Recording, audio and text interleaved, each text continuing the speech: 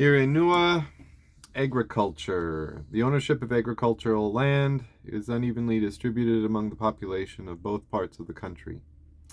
About 60% of the agricultural holdings are of 30 acres, 12 hectares, or less, while less than a tenth of the holdings are of 100 acres, 40 hectares, or more. The latter group in the 6 counties occupies 20% of the land.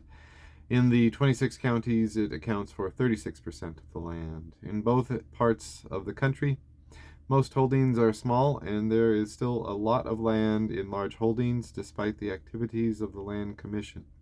The trend is for the small holdings to be amalgamated and their owners to immigrate so that the middle group is increasing at the expense of the small group. The large group is stable. Not only is the land inadequately distributed, but also the type of farming practiced helps the robbery of the small producer in order to line the pockets of the large. The staple product of Irish agriculture, store cattle, is the instrument of this process. The production of this commodity is so ordered that the costly and risky operation of rearing calves is carried out largely by small farmers in the northwest, west, and south, while the large farmers finish the process with maximum gain and minimum risk and labor. Thus, there is an interregional pattern of exploitation which functions within the overall British imposed pattern of national exploitation, whereby Ireland as a whole is kept economically dependent on Britain. This structure also encourages the growth of a merchant element which preys on agriculture as a whole, thriving on seasonal and regional price differences. Thus, the social structure for the whole country has wide regional variations. By and large, the ranches, which are the main beneficiaries of the present system, are situated in the east and small holdings in the west.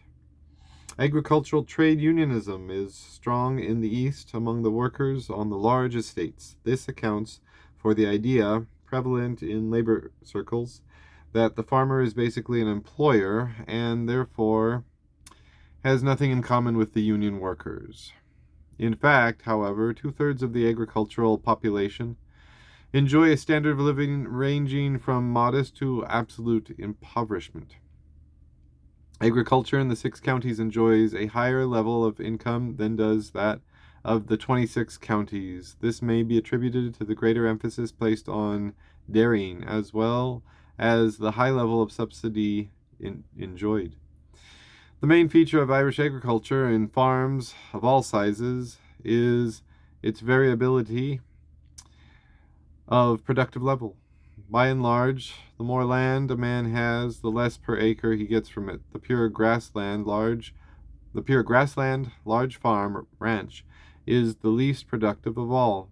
Yet the pattern of production imposed by the live cattle trade perpetuates this wasteful type of land usage. It is quite possible to obtain a family income of over £1,500 per year on a 30 to 40 acre, 12 to 16 hectares, farm of moderate land. Large farmers having 1,000 acres, 400 hectares, or so, who farm at this level of intensity, employ perhaps 100 men and are equivalent to an industrial firm with perhaps £250,000 to £1,000,000 capital. The basic problems which prevent all farming being at this level of intensity with corresponding increase in the national income are A, the uncertainties and fluctuations associated with the marketing structure, B, the technical problems presented by farm management, C, lack of capital to invest in elementary amenities such as piped water as well as basic requirements such as fertilizers. The relatively few farmers who have been able to scrape together capital sufficient to make use of available state grants have prospered. The rest continue to exist in poverty on immigrants' remittances or have immigrated themselves, letting their land on Conacre.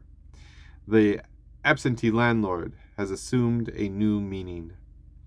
The relatively few successful farmers who have managed, despite everything, to prosper on small or medium farms have done so by the following means. 1. Investment of all available personal and government grants capital. 2. Establishment of a farm plan diversified enough for the various activities to complement one another, but not so diversified that the various activities interfere with each other and dissipate the effort. Number 3, taking advantage of all available government services, scientific advice, artificial insemination, etc. 4, establishment of some control over market conditions by entering into regular contracts, milk, beef, vegetables, wheat, barley, etc. 5, the cultivation of a methodical attitude to the use of their own time. In industry, this is known as work study and is imposed from above. A good farmer working for himself does this as second nature, considerably increasing his own productivity. Despite this, the profit to be obtained from investment of capital and effort into a farm is substantially less than that to be obtained by investing in a corresponding amount of capital in industry. The reason for this is that agricultural production is basically seasonal and supports a stratum of merchants who live by exploiting the seasonal variations in price. The farmer, therefore, on the average sells at a depressed price. A further reason is that industrial capital tends to be grouped in larger productive units and can take advantage of economies of scale. It is possible to overcome this chronic agricultural depression within the existing framework to some extent. 2 methods exist. The first, state subsidy, is widely practiced in Western Europe. This, by relatively favoring the larger producers, has had the effect of developing an industrial type agriculture with considerable mechanization, low wages, high profits, high dependence on the chemical industry, and declining quality of produce.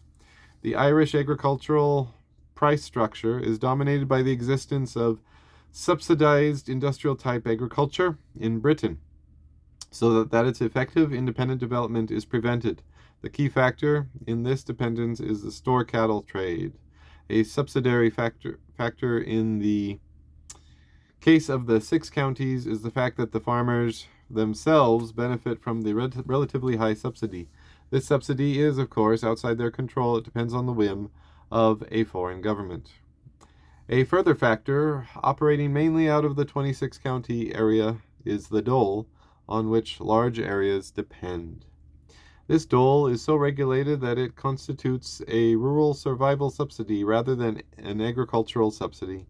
Increased production, if achieved, is penalized by loss of dole. A system better adapted to perpetuating poverty would be hard to devise. Various other rural services exist in the 26 counties, which are effectively subsidized, such as rural electrification. The total rural subsidy in the 26 counties, including also the butter export subsidy, is not so far off the rate paid in the 6 counties as to be unworthy of comparison. Thus, the argument that the 6 county farmers would lose their subsidies if they came in with the 26 counties is not so potent as it appears at first sight. It is, however, necessary to stress that 26 county comparisons are irrelevant. Both parts are stunted by partition. The correct basis for comparison is 26 versus 32 counties.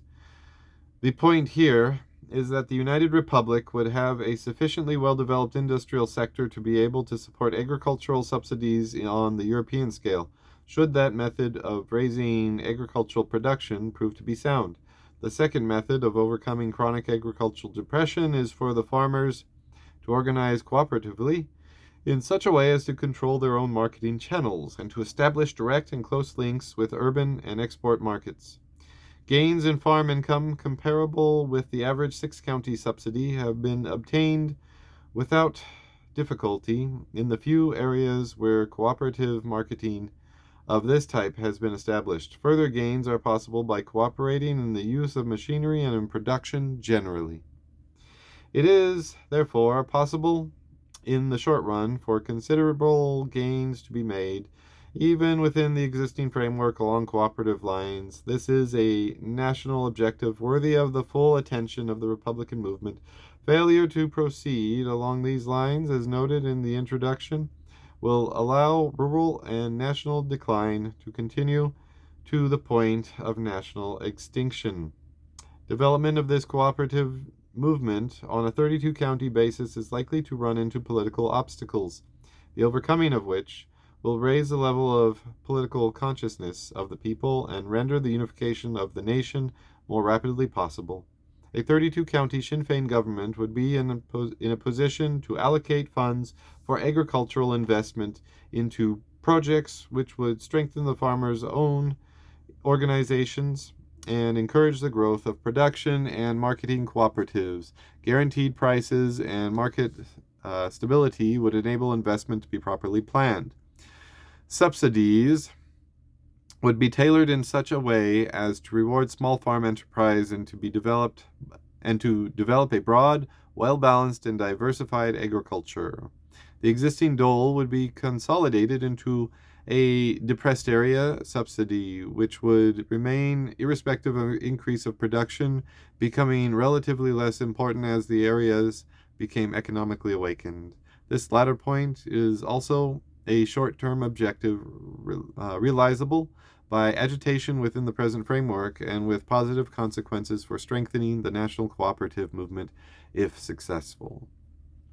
The 32 county government would be concerned with the redistribution of land to those who needed it and were capable of working it. Large farms at present at a low production level would be taken over. These would be established a maximum amount of land to be owned by any citizen. In all cases where the state takes over land, which is naturally a productive unit, these would be leased to families who would work them as cooperative units. These would act as pilot schemes to help the spread of the cooperative idea. The land of absentee landlords would be subject to compulsory purchase by the state. Where the absentee is an immigrant small farmer, he would be encouraged to return and participate in cooperative development. If he did not wish to do so, he would be given the option of taking the purchase price in the form of a pension fund for retirement to Ireland when he wished. The state would assume immediate control over marketing arrangements and would establish a guaranteed price system for all agricultural produce. At the same time, a formation of marketing cooperatives would be encouraged so that the profits at present enjoyed by merchants, these often accumulate into personal fortunes which are invested abroad against the national interest, would be plowed back into farm enterprises under cooperative control. Existing scientific services, soil testing, etc., available to farmers would be extended and popularized. Credit facilities at normal interest rates would be provided for farmers. The maximum support would be given to the development of regional markets under cooperative control. Likewise, the supply of local industry with suitable crops for processing would be organized on a cooperative basis. The pattern of production would be mainly oriented towards intensive livestock production and fodder crops, as well as horticultural type developments.